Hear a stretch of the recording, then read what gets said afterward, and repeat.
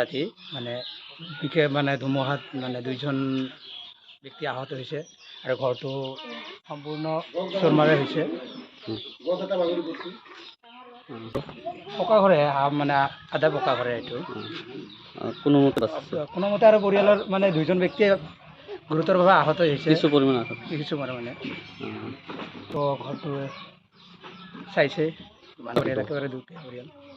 কি ক'ব দুখীয়া পৰিয়ালক যাতে চৰকাৰে অলপ সাহায্য দিয়ে, এই ঘৰটো যাতে মেৰামতি কৰিব পাৰে, এইখিনিয়ে চৰকাৰৰ ওপৰত আহ্বান এটা।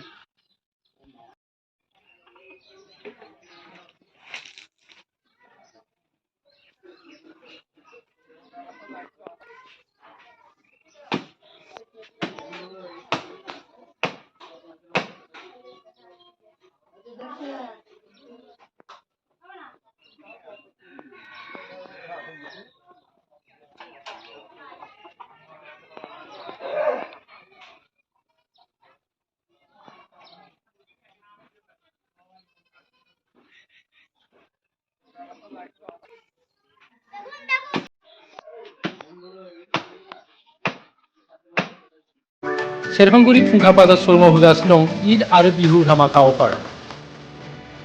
क'क्राझार जिल्ला सेरफांगुरियाव थानाय फुंखा एन्टारप्राइज बाजार श'रुमा 22 मार्चनिफ्राय 30 एप्रिलसिमनि थाखाय होगासिनो दं ईद आरो बिहु धामाका अफारजों लोगोसे एक्सचेन्जनि अफार।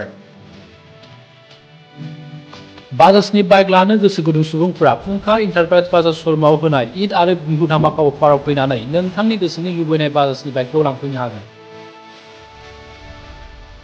ईद आरो बिहु धामाका अफारनि गेजेरजों बाजाजनि गोदान बाइक बायगिरिफ्रा फ्रि हेलमेट, 5 लिटार पेट्रल आरो गुबुन गुबुन एज्युर्ड गिफ्ट्स मोनफानो हागोन। नोगोद रां होनानै बाइक बायगिरिफोरनो रोजासे रां केशबेक हरफिननाय जागोन। 7,999 रां डाउन पेमेन्ट होग्रोनानैनो नोंथाङा नोंथांनि गोसोनि लुबैनाय बाजाजनि गोदान बाइकखौ लानानै थांनो हागोन। बाजाजनि गोदान बाइक लानो गोसो गुदुं सुबुंफोरा 500 रां होग्रोनानै गावबा गावनि गोसोनि लुबैनाय बाइकखौ बुकिं खालामहरनो हागोन। नोंथांनियाव थानाय जायखिजाया मडेलनि गोजाम बाइकखौ एक्सचेन्ज खालामनानै नोंथांनि गोसोनि लुबैनाय बाजाजनि गोदान बाइकखौ लानानै थांनो हागोन।